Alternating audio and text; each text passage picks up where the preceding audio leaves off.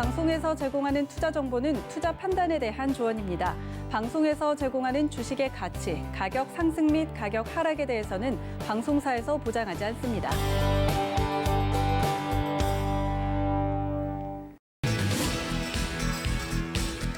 네, 안녕하세요.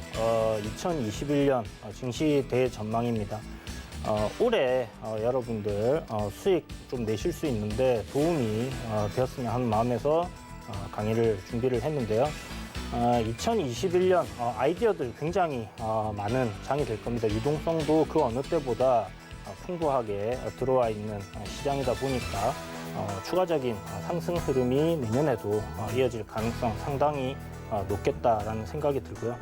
시장은 장기적으로, 중장기적으로 계속 우상향하는 흐름을 만들 가능성이 높지만 시장이 또 우리가 안 가봤던 길이죠.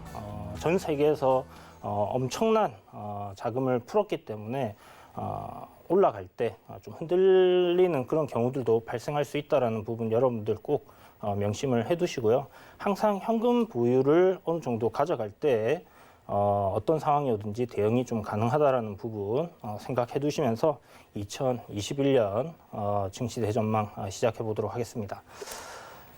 자, 2021년 투자 아이디어 굉장히 많습니다. 뭐 IT 섹터가 좋다, 뭐 제약 바이오 섹터가 좋다 이렇게 얘기하시는 분들도 많고, 이제 서울경제TV 저희 전문 위원님 분들 중에서 IT 섹터 좋아하시는 분들 그리고 이야기 많이 해주시는 분들 많기 때문에 저는 오늘 조금 다른 관점으로 섹터 준비를 했는데요.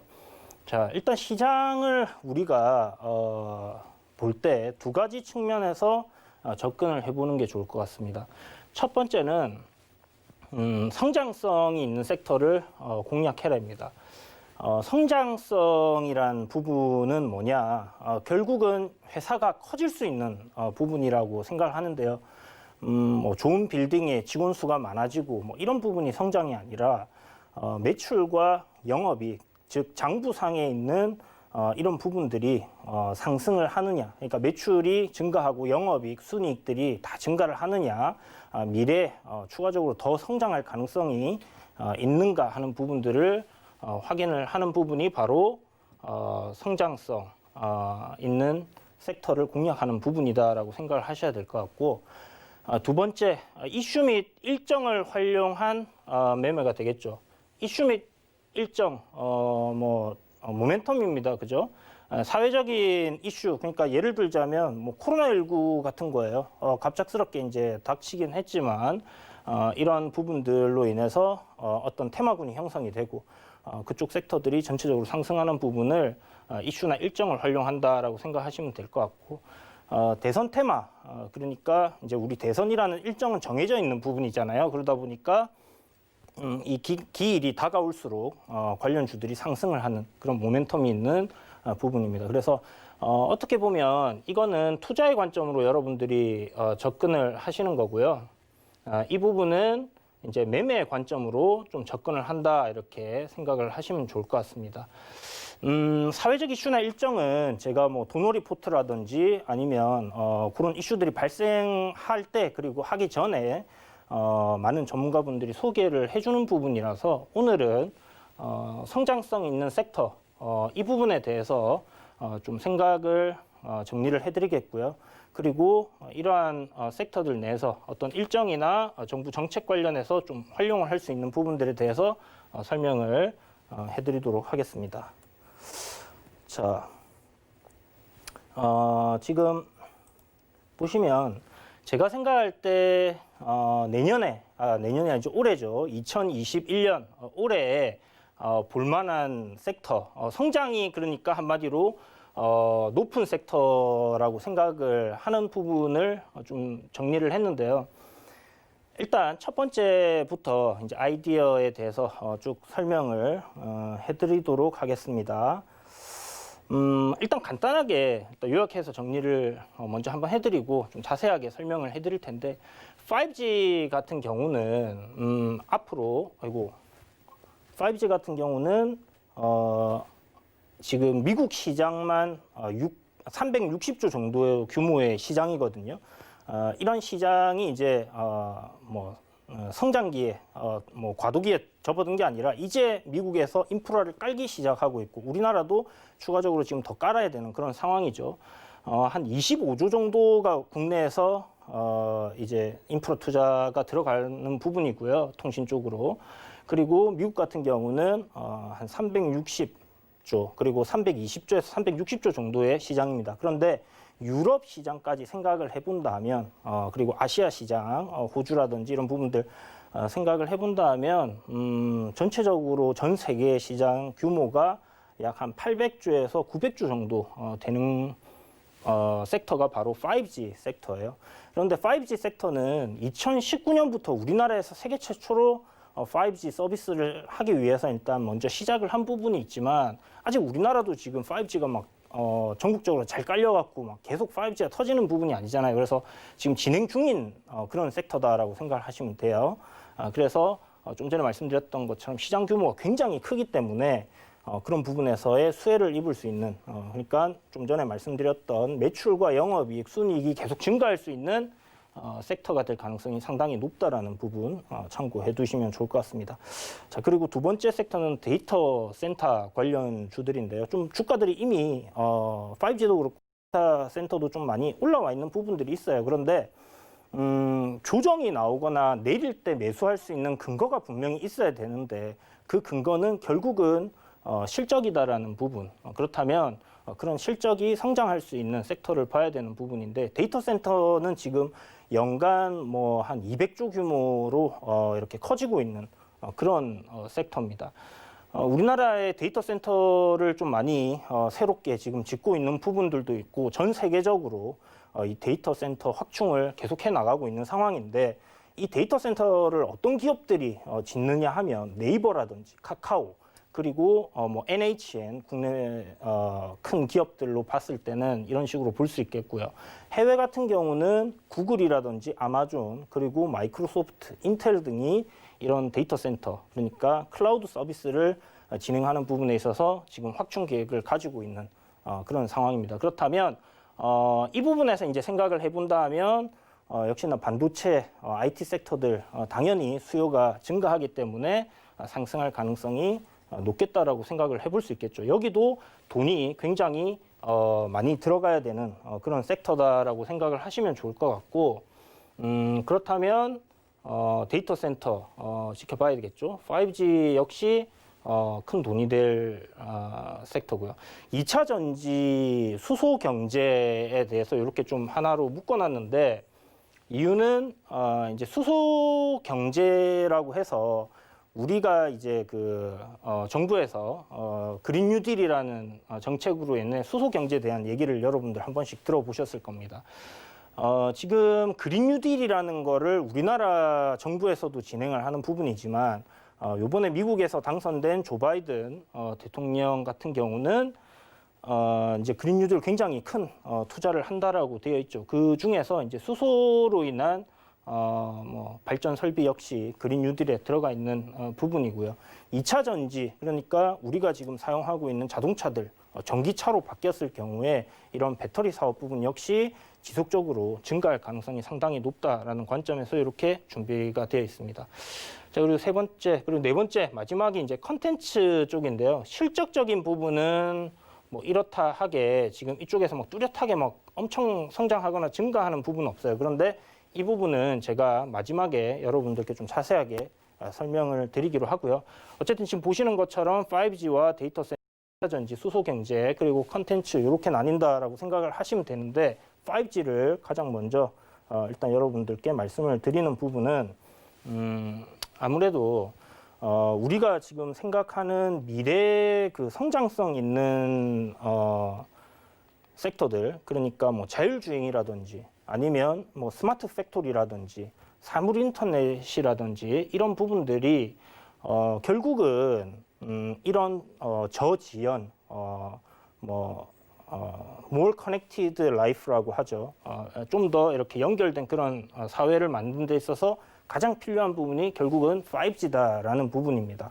우리가 이제 보시는 것처럼 미래를 얘기할 때 미래는 어떻게 될 것 같아요? 라고 얘기를 한다면 자율주행, 뭐 커넥티드카, 전기차, 수소차, 사물 인터넷, 그리고 VR, AR, 드론, 로봇, 인공지능 이런 부분들 굉장히 미래지향적인 이야기들이죠. 이런 부분들이 지금 현실이 되어 가고 있는 부분들도 있고 사업이 굉장한 성장기에 이제 들어서는 그런 부분들도 있습니다.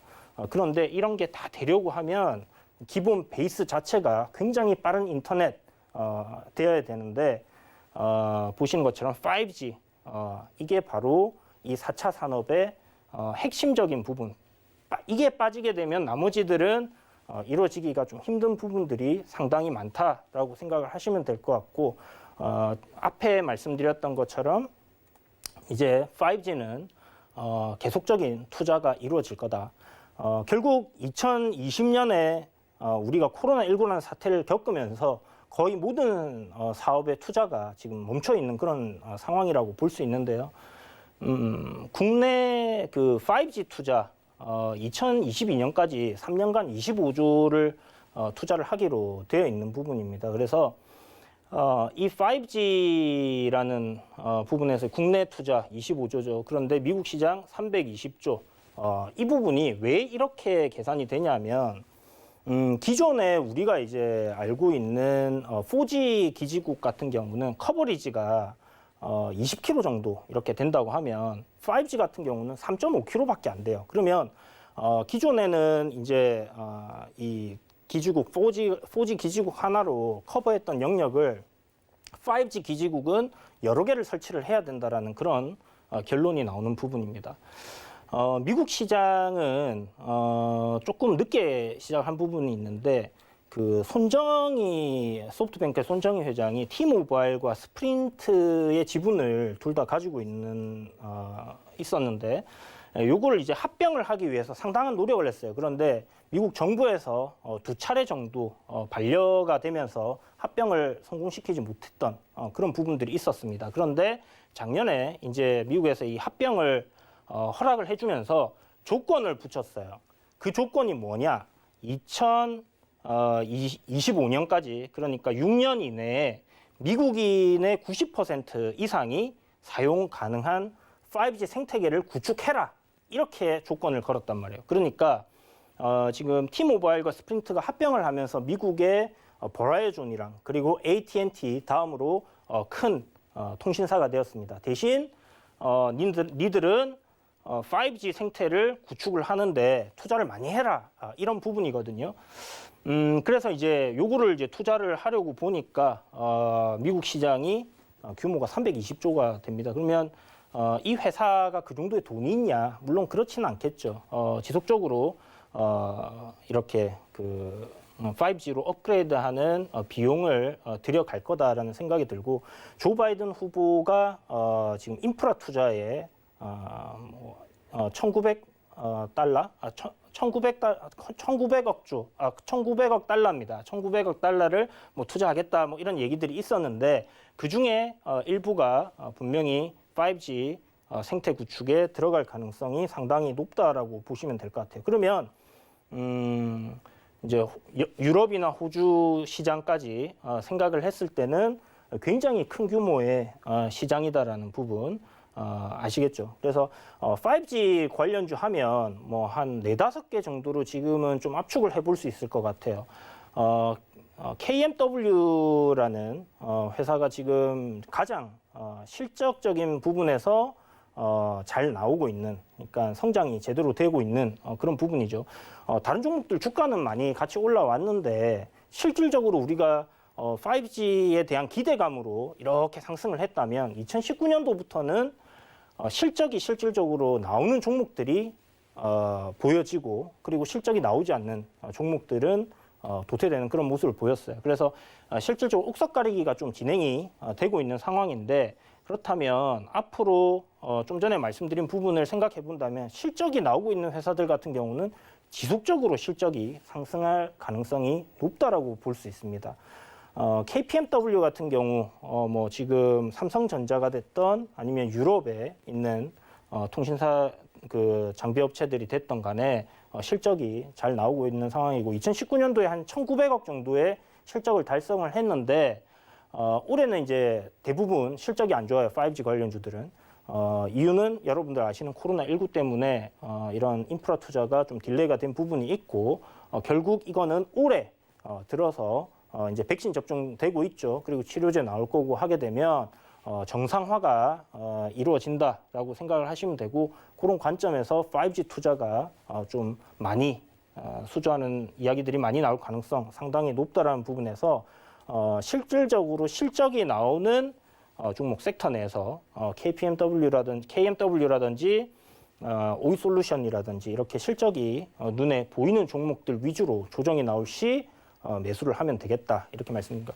왜 조정이 나올 때 매수를 해야 되냐? 지금 보면 5G 관련주들은 주가 굉장히 크게 올라왔다가 조정기 잘 거치고 이렇게 만들어 있는 상황이에요. 대부분의 5G 섹터에 있는 종목들을 보시게 되면 이런 상황입니다. 근데 여기 앞에 2019년도 전에 보면요. 2017년도부터 해가지고 어마어마하게 상승을 했어요.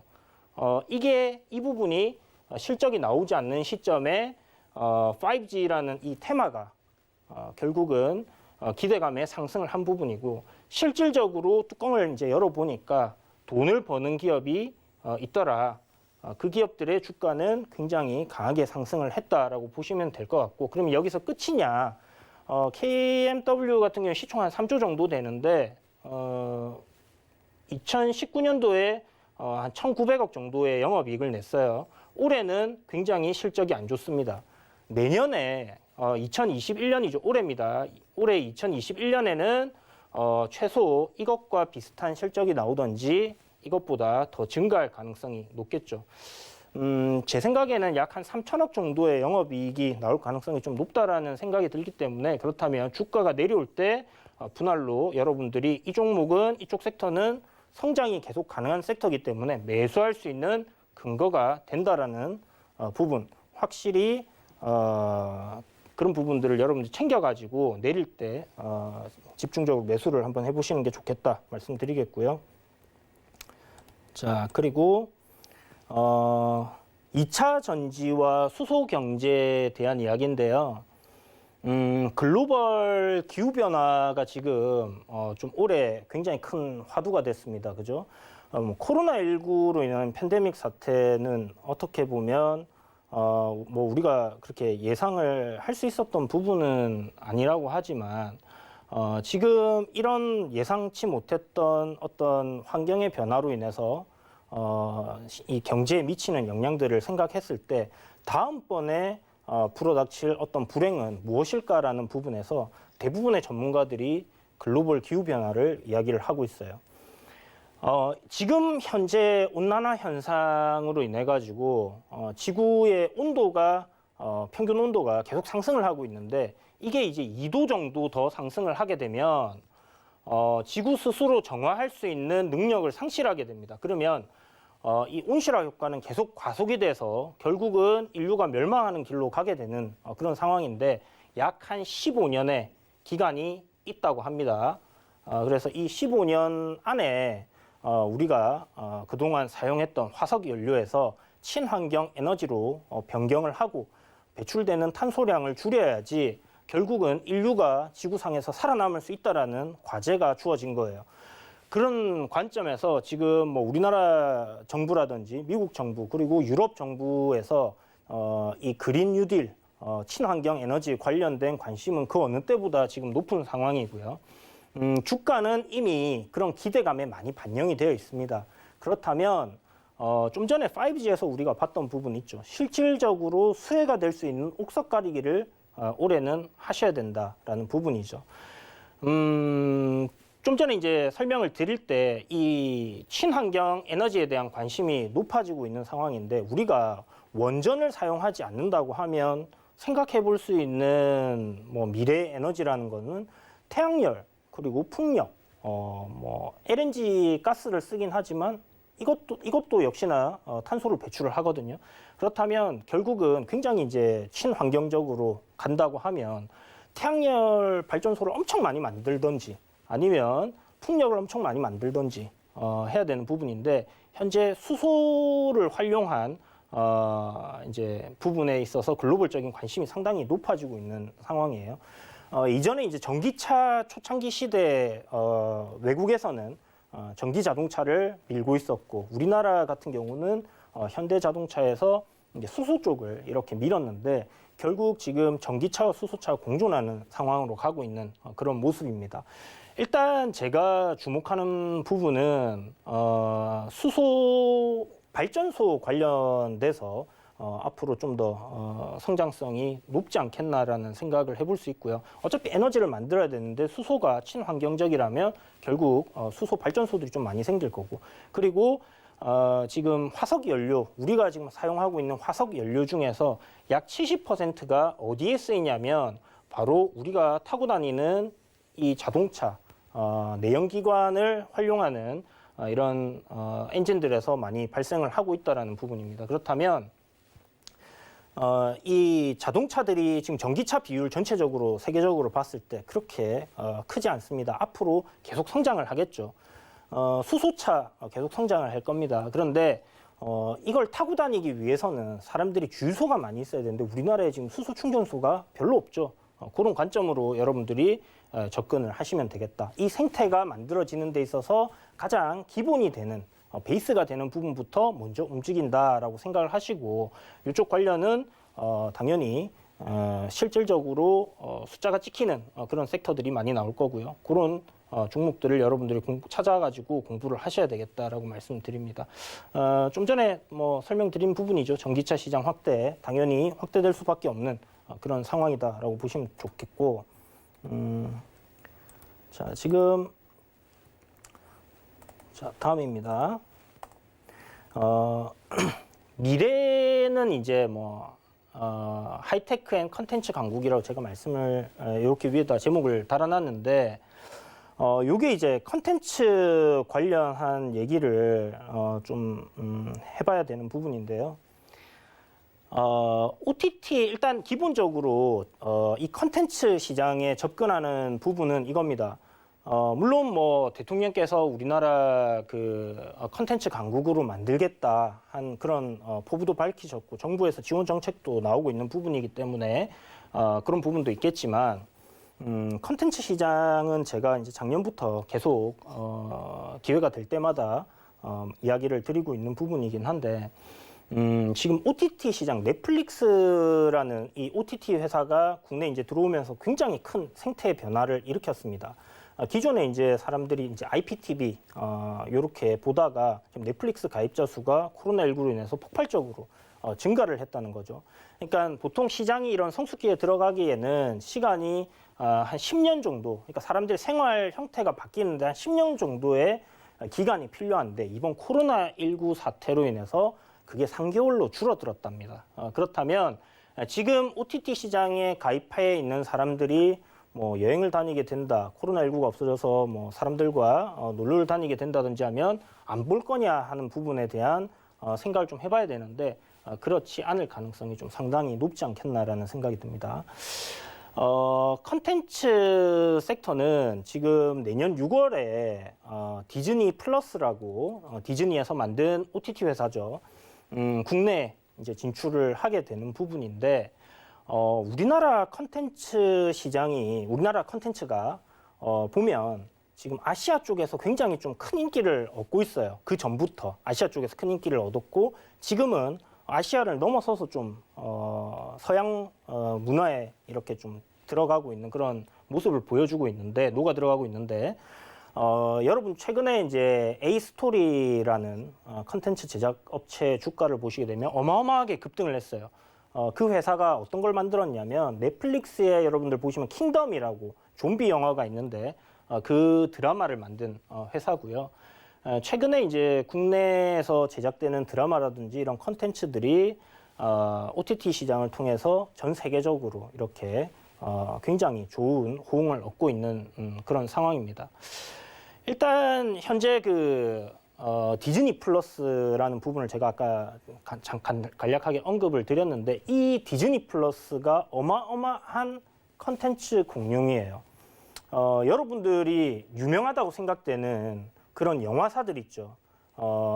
그런 영화사들 뭐 21세기 팍스라든지 우리가 영화관에 봤을 때 앞에 이제 막 나오는 부분에서 뭐 제가 좋아하는 그 마블 영화라든지 이런 부분들 모두 디즈니에서 소유를 하고 있다라고 보시면 돼요. 그래서 거의 미국에 있는 컨텐츠 업체들의 지분을 한 60% 이상을 디즈니 플러스가 가지고 있다라고 생각하시면 되는데, 디즈니 플러스가 미국에서 딱 출시를 한 첫날 만에 가입자 수가 말도 안 되는 가입자 수가 나와버렸습니다. 2억 명이 넘는 가입자 수가 나왔고, 넷플릭스가 당연히 긴장을 할 수밖에 없겠죠. 거의 모든 컨텐츠를 가지고 있는 회사가 OTT 사업을 하겠다라고 하게 됐고, 그리고 넷플릭스에서 그 전에 이제 방영을 했던 디즈니들의 컨텐츠를 디즈니가 회수를 하기 시작합니다. 그러면 넷플릭스는 더 이상 사람들에게 메리트가 떨어질 수밖에 없겠죠. 그런 관점에서 이제 넷플릭스라든지 지금 뭐 애플 TV라든지 이제 OTT 회사들이 공용 OTT 회사들이 많이 늘어나고 있는 상황에서 이 오리지널 컨텐츠 확보에 대한 수요가 굉장히 늘어나고 있다. 그런데 우리나라 컨텐츠가 뭐 투자 대비해서 굉장히 퀄리티 높은 그런 컨텐츠들이 만들어지고 있고, 그게 아시아 시장을 넘어서 유럽에서 그리고 미국에서 지금 굉장히 먹히고 있는 그런 상황입니다. 그렇다 보니까 기존의 이제 컨텐츠 시장은 어땠냐면, 좋은 뭐 드라마나 영화를 하나 만들어서 이게 시청률이 폭발을 한다든지, 아니면 영화 이제 관객 수가 엄청나게 폭발을 해서 수익이 나는 그런 상황인데요.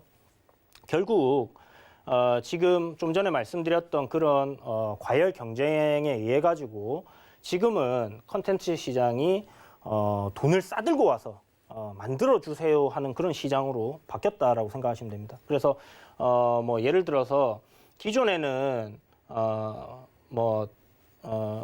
잘 만들어져야지 수익이 났다면, 이제는 OTT 회사들에서 뭐 300억 드릴게요, 드라마 시리즈 하나 만들어 주세요, 뭐 150억 드릴 테니까 오리지널 컨텐츠 영화 하나 만들어 주세요, 이렇게 되는 거예요. 그러면 돈을 일단 주고 만들어라고 하니까 남을 수밖에 없는 그런 장사가 됐고, 이 세계로 뻗어나갈 수 있는 뭐 인프라라고 해야 될까요? 뭐 공급망이라고 해야 될까요?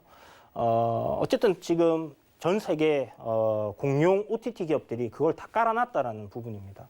그렇다면 우리나라는 여기서 앞으로 어떤 사업을 해야 되느냐라는 부분을 생각을 해야 되는데, 여러분들 미래를 한번 곰곰하게 생각해 보세요. 제가 생각하는 미래가 아닐 수도 있습니다. 그런데 지금 조선업을 일단 예로 들어서 설명을 드리자면, 유럽 쪽에서 조선을 꽉 잡고 있었죠. 그런데 시대가 지나면서 일본이 그 조선업을 호령하는 그런 시대가 왔었고, 우리나라가 그걸 뺏어와서 또 호령하던 시절이 있었습니다. 그런데 어떻게 됐나 보니까 결국 인건비 싼 나라로 계속 이렇게 이동이 되는 그런 상황인 거죠. 중국에서 많이 MS를 가져갔죠.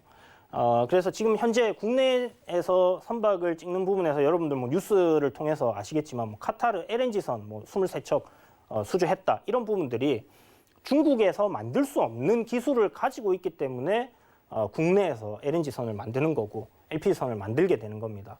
그렇다면 이런 하이테크 관련해서는 우리나라가 어느 정도 지켜낼 수 있겠지만, 결국 제조업이라든지 이런 부분에서 중국에 뺏기게 될 수밖에 없다라는 부분, 한번 곰곰하게 여러분들이 생각을 해보셔야 되는 부분인데, 디스플레이 섹터는 이미 중국이 뭐 전 세계 1, 2위를 하고 있는 상황이고 다 뺏겨버렸죠. 다 뺏겨버렸습니다. 반도체도 요번에 미국에서 화웨이를 때리고, 그리고 반도체 장비 뭐 금지하고 이런 거 하기 전에는 뭐 한 3, 4년이면 중국이 따라잡는다라는 그런 얘기들이 있었습니다. 물론 뭐 고품질의 가장 성능 좋은 뭐 이런 부분에서는 한국이 지속적으로 좀 선방을 해서 1위 자리를 놓치지 않을 가능성은 있지만, 어쨌든 시장의 이 마켓 쉐어를 뺏기게 되는 그런 상황이 발생을 하게 될 거고, 그렇다면 성장성은 멈출 가능성이 높아지는 부분이 생긴다라는 거죠.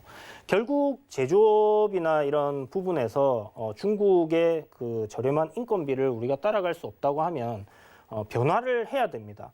농경 사회에서 이제 뭐 우리가 스팀 엔진을 쓰기 시작하면서 산업화 혁명을 일으켰고, 그리고 통신 혁명을 일으켜서 이렇게 사회가 발전을 했는데, 대부분의 선진국들을 보면 농업 사회에서 이제 산업화를 거쳐서 제조업을 하고, 그리고 나서 그 다음 단계로 넘어가는 부분이 바로 금융 쪽이에요. 영국도 그런 식으로 갔고, 미국도 그런 식으로 갔습니다. 그래서 큰 선진국들을 보면 금융 파트가 약한 부분이 없어요. 독일도 마찬가지로 금융이 굉장히 강하고, 일본 역시 기축통화국으로 들어가 있는 부분이 있죠. 그래서 이쪽 금융으로 우리나라도 좀 트랜스폼 할 수 있다면 좋겠지만, 제가 봤을 때 우리나라 금융이 세계 뭐 어깨를 나란히 할 수 있는 상위권으로 가기에는 지금 거의 뭐 가능성이 없다라는 생각이 들기 때문에, 그렇다면 우리나라에서 잘할 수 있는 게 뭔가 하는 부분을 여러분들이 생각해 보셔야 되는데요. 이게 바로 컨텐츠입니다. 제가 올해 이제 40대인데, 아마 제 나이 또래 분들은 초등학교 다닐 때 아니면 중학교 다닐 때 이런 얘기를 많이 들어보셨을 거예요. 자동차 한 대 팔면 남는 돈이 얼만데 영화 한 편 대박 나면 얼만큼 돈을 번다. 그래서 무에서 유를 창조할 수 있는 그런 컨텐츠 산업을 어쩌고저쩌고 이런 얘기들을 많이 들어보셨을 건데, 뭐 저만 들어봤나는 모르겠지만 어쨌든 그때 들었던 부분들이 이제는 현실화될 수 있는 그런 경쟁력을 갖춘 시점이 되었다라는 생각이 듭니다. 그래서 그동안 뭐 아시아에서는 홍콩에서 만들어지는 영화라든지 이런 부분들이 굉장히 잘 먹혔는데, 그 시대가 이제 지나가면서 딱히 뭔가 아시아 시장에서의 그런 영화라든지 이런 부분에서 뭔가 크게 히트를 치는 작품들은 나오지 않는 그런 상황이었죠. 이제 우리나라에서 지난번에 이제 기생충이라든지, 그리고 BTS 여러분 잘 아시는 그런 방탄소년단부터 해서 이렇게 그 영화라든지 드라마라든지 음악이라든지 이런 문화, 즉 컨텐츠의 강국이 되어야 앞으로 우리나라가 지속적으로 선진국 반열에 들어설 수 있는 그런 뭐 상황이 만들어지지 않을까라는 생각이 듭니다. 어차피 이제 제조업 쪽은 뺏기게 된다라고 했을 때는 새로운 부가가치를 만들어낼 수 있는 산업 쪽으로 집중을 해야 되는데, 저는 그게 컨텐츠라는 생각을 하고 있고요. 글로벌 뭐 유통망은 공룡 기업들이 다 만들어 놓은 상태죠. 그렇기 때문에 우리나라 뭐 1인 방송을 하시는 분들도 지금 상당히 많잖아요.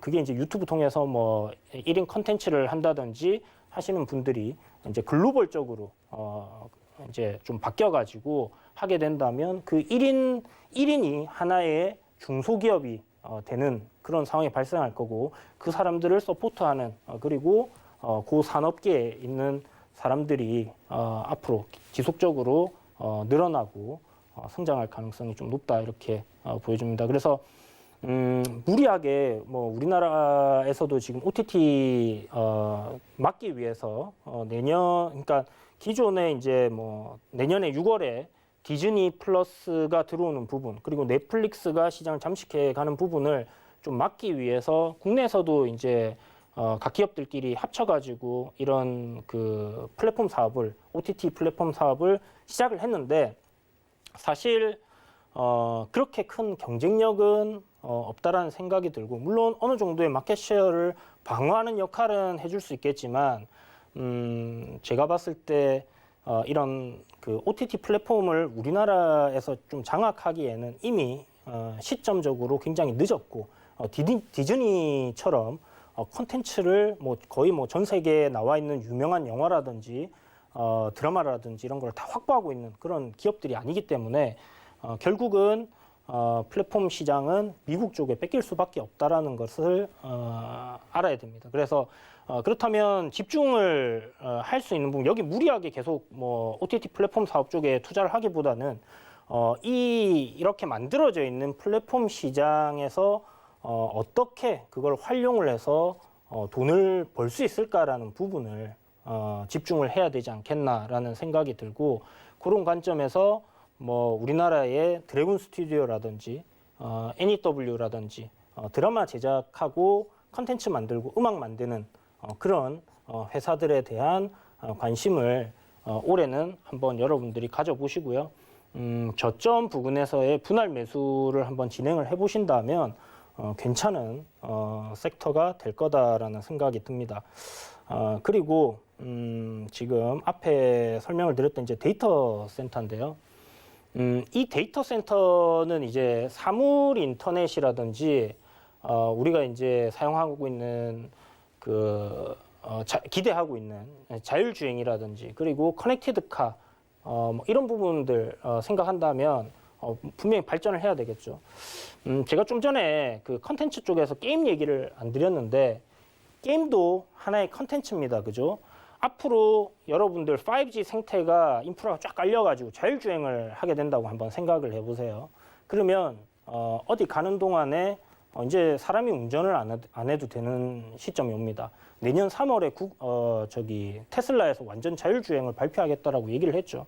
그렇게 되면 뭐 차에 앉아서 이동하는 동안에 컨텐츠 소비하는 부분은 당연히 늘어날 수밖에 없는 그런 상황일 거고 사람들이 게임도 많이 할 수 있을 거다라는 생각을 가지고 있는데 기존에 우리가 이제 스마트폰으로 하는 모바일 게임이 있고요. 그리고 콘솔 게임, 뭐 엑스박스라든지 플레이스테이션이라든지 그리고 컴퓨터로 우리가 보통 이렇게 게임을 즐기는데 이게 이제는 좀 생태가 바뀔 가능성 상당히 높다라고 생각이 듭니다. 그 부분에서 데이터 센터랑 이렇게 같이 얘기를 드려야 되는 부분이고 5G랑도 연계가 되어 있는 부분인데요. 이렇게 초지연으로 깔리게 되니까 지금 생겨나고 있는 사업 중에서 어떤 부분이 있냐? 기존의 엑스박스라는 부분 이제 마이크로소프트에서 이제 하고 있는 콘솔 게임 사업인데 여기에서 이제 내놓은 게 그러니까 넷플릭스처럼 월 얼마를 내고 거기에 등록되어 있는 게임들을 다 할 수가 있게 되는 거예요. 그런데 기존에는 스마트폰은 성능이 낮아서 우리가 이걸로 뭐 고사양 게임을 한다든지 하기는 좀 어려웠단 말이에요. 이 부분이 이제 뭐 물론 스마트폰 성능이 높아진 부분도 있겠지만은 이 데이터 센터, 그러니까 클라우딩 서비스를 이용해서 실질적으로 게임을 구동을 스마트폰에서 하는 게 아니라 이런 그 서버에서 실행을 시켜주고 우리는 그걸 스트리밍식으로 불러와서 이렇게 하게 되는 그런 생태가 지금 만들어지고 있습니다. 그래서 이게 진행이 되기 위해서는 굉장히 빠른 인터넷 속도, 그러니까 지금 4G로 약간 딜레이가 있는 부분 때문에 이보다 더 끊김이 없어야 될 거고 더 연결이 잘 돼야 되는 부분이 있습니다. 속도 더 빨라야 되고요. 그렇기 때문에 5G랑 연계를 해서 이런 부분들이 결국은 서비스가 된다라는 부분 생각하시면 될 것 같고, 이런 부분들이 서비스가 되기 위해서는 바로 이 데이터 센터의 확충이 되겠죠. 우리가 음악을 예전에 들을 때는 카세트 테이프에 이렇게 녹음을 해서 듣는다든지 사서 듣는다든지 아니면 뭐 시대가 좀 발전을 해서 MP3를 우리가 듣는다고 해도 그 파일을 갖다가 일일이 다운을 받아서 이렇게 들었었단 말이에요. 그런데 지금 시대는 어떻습니까, 여러분? 멜론이라든지 아니면 스포티파이라든지 뭐 이렇게 들어가서 구글 유튜브도 있죠. 유튜브 뮤직도 있죠. 그냥 플레이 시키면 나오는 거예요. 그러면 그 파일들은 어디에 있는 거냐? 바로 서버에 있습니다. 그런데 이 파일들은 계속 늘어나겠죠. 계속 늘어날 겁니다. 그러면 당연히 데이터 센터는 확충이 되어야 되는 부분이고, 이 데이터 센터 클라우딩 서비스로 지금 시장이 빠르게 변화를 하고 있는 상황인데, 마이크로소프트와 구글 그리고 아마존 지금 세계 탑5 기업들이 대부분 다 이 데이터 센터 사업을 뛰어들었습니다. 경쟁이 굉장히 치열한 상황이기 때문에 이걸 확충하기 위해서는 서버 장비라든지 뭐 반도체라든지 이런 부분들이 굉장히 수요가 폭발적으로 증가할 가능성이 높다라는 부분이 있다. 이렇게 생각하시면 되고, 한 가지 여기서 추가로 더 말씀드리고 싶은 부분이 뭐냐면 반도체 부분이에요. 반도체 부분에서 우리가 지금 알고 있는 거 비메모리, 두 가지로 나뉘죠. 비메모리, 그 다음에 메모리 반도체, 그죠? 이거는 삼성전자와 SK 하이닉스가 하고 있는 사업이고, 비메모리 반도체도 하고 있지만 이제 여기에 좀 공격적으로 여기 MS를 가져오겠다, 약간 이런 부분이 있는데, 이게 이제 성장성을 좀 보여주지 않겠나 하는 부분이거든요. 근데 이 반도체 부분을 제가 왜 데이터 센터 얘기하면서 갑자기 말씀을 드렸냐면, 내년에 이쪽 IT 섹터 반도체 뭐 슈퍼 사이클이 올 거다 뭐 이런 얘기들이 있긴 한데요.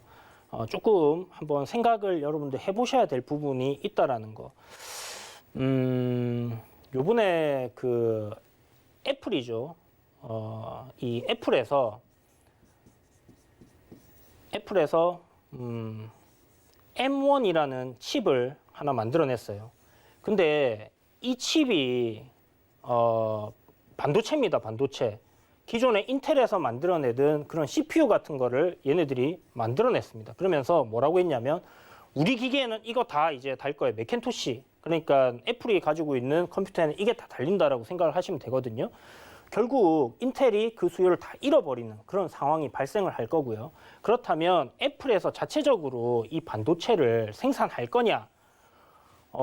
이 제조 공정 굉장히 까다롭잖아요. 뭐 5나노가 있고 뭐 7나노가 있고, 지금 최근에 이제 5나노 하는데 TSMC하고 삼성전자밖에 이거를 구현을 할 수 없습니다. 그러면 결국 뭐 지금 애플이라든지 구글에서도 자기들의 반도체를 만들겠다라고 얘기를 했던 부분이, 어떻게 보면 삼성전자가 새로운 비메모리 반도체를 만드는 것을 포기를 한 이유가 여기에 있지 않나라는 생각이 들거든요. 어찌됐든 이런 공룡기업들이 자기들만의 칩을 만들어서 활용을 하겠다라는 부분이 결국은 삼성전자와 TSMC 이쪽 파운드리 시장이 상승하는 효과가 있을 거다라는 생각이 듭니다. 그래서 다시 돌아가서 그 디지털 컨텐츠는 그렇게 생각을 좀 해보시면 좋을 것 같고, 데이터 센터 역시 이런 관점에서 지속적으로 계속 증가할 수밖에 없다라는 부분을 여러분들이 생각을 해두시면 좋을 것 같아요. 데이터 센터에는 그 우리가 그 사람이 눈으로 인식하는 사물이라든지 기계라든지 뭐 이런 부분들에 대한 데이터가 굉장히 많이 축적이 되고 있어요. 어떤 연령대, 어떤 사람들이 어떤 소비를 하는지 뭐 이런 부분들부터 해서 정말 방대한 데이터들이 수집이 되고 있고 계속 저장이 되고 있는 상황이기 때문에 이를 활용한 뭐 상품이라든지 마케팅들이 계속 나올 것이고, 이 데이터가 계속 쌓이는 데 있어서 데이터 센터에 대한 수요는 지속적으로 증가한다. 그래서 데이터 센터 관련해서 장비주들도 있겠지만 여러분들이 좀 집중해서 보셔야 되는 부분이, 저는 클라우드 관련 섹터라는 생각이 듭니다. 근데 지금 주가가 생각보다 이미 이런 기대감을 좀 반영을 하고 많이 올라 있어요. 2020년에 워낙 시장이 강세장이었다 보니까 실질적으로 이제 여행이나 항공이나 이렇게 이제 우리가 생활 속에서 소비를 할 수 있는 이런 부분들은 오르지 못했지만 결국 그런 섹터들 역시 뭐 상승을 하겠죠. 어찌됐든 간에 지금 올해 이제 2020년에는 지금 보시는 이런 섹터들이 상당히 상승을 했고, 일단 뭐 컨텐츠 섹터는 아직 상승을 안 했기 때문에 여러분들이 바닥권에서 모아갈 수 있는 그런 섹터가 될 거다라는 생각을 가지고 있고요. 2차 전지 결국 갈 수밖에 없는 길이죠. 왜? 인류가 생존을 하기 위해서는 이 화석연료 사용을 줄여야 된다라는 그런 관점입니다. 그래서 2021년에 우리가 주목해야 되는 섹터를 생각해 본다면, 일단 살아남기 위해 발버둥 쳐야 되는 섹터 하나와, 그리고 좀 전에 말씀드렸던 이런 컨텐츠와 데이터 센터 이런 것들이 이루어지기 위해서 필수적으로 선진행이 되어야 되는 부분이 이제 5G 생태다라고 생각을 하시면 될 것 같아요. 그래서 결국은 5G 생태가 이끌어갈 텐데, 지금 기대감으로 상승을 하는 시점은 이미 지났고요. 기대감으로 상승하는 시점 부분은 지금 데이터 센터, 2차 전지, 그리고 컨텐츠 쪽이 될 거예요. 그런데 5G는 이제 옥석가리가 진행이 끝났고 실질적으로 장부에 숫자가 찍히는 종목들 위주로 여러분들이 공략을 하시면 되겠고, 나머지 섹터들 같은 경우는 어차피 성장을 할 수밖에 없는 섹터라는 부분이 지금 들으시니까 와닿으시죠. 그렇다면 이 종목들이 내려오게 되면 싸게 산다라고 생각을 하시고 매수하는 관점으로 접근을 하셔야 될 거고, 각 섹터 내에서의 종목들이 이렇게 있습니다. 근데 그 중에서 어떤 종목은 정말 그냥 테마성, 한마디로 실체가 없이 상승한 것들이 있을 것이고, 실질적으로 사업이 진행이 되고 있는 그런 부분들이 있을 겁니다. 그래서 제가 지금 섹터는 여러분들께 알려드렸어요. 그런데 종목은 뭐 5G 같은 경우는 뭐 한 2종목 얘기 드렸고, 나머지는 이야기를 안 드리고 있는데, 일단 데이터 센터 쪽은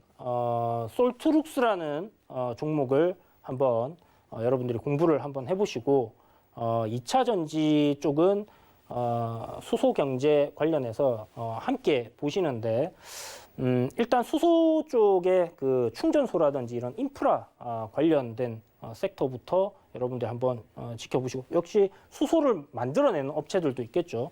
풍국주정이라든지 이런 부분들 여러분들 체크하시면 될 거고, 컨텐츠도 좀 전에 말씀드렸죠. 컨텐츠는 솔직히 실적이 찍히는 종목은 스튜디오 드래곤이 있습니다. 그런데 J 컨텐트리도 괜찮을 것 같고요. NEW 좀 중소형주들 바닥에 있는 종목들도 괜찮을 것 같으니까 한번 참고해 보시고, 게임 관련 섹터들도 지금 중국이 판호를 열었다라는 부분에서 좀 기대를 해볼 수 있는 부분인데, 어찌됐든 이것도 하나의 컨텐츠라는 부분에서 여러분들이 좀 접근을 해보셨으면 좋겠습니다.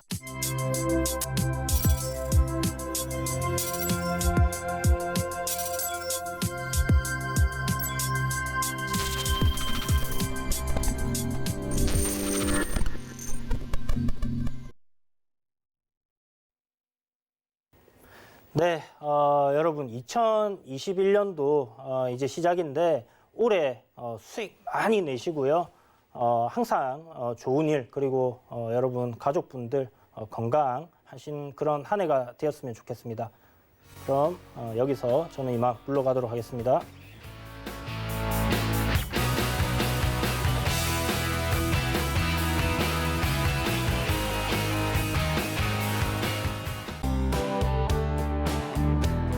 본 방송에서 제공하는 투자 정보는 투자 판단에 대한 조언입니다. 방송에서 제공하는 주식의 가치, 가격 상승 및 가격 하락에 대해서는 방송사에서 보장하지 않습니다.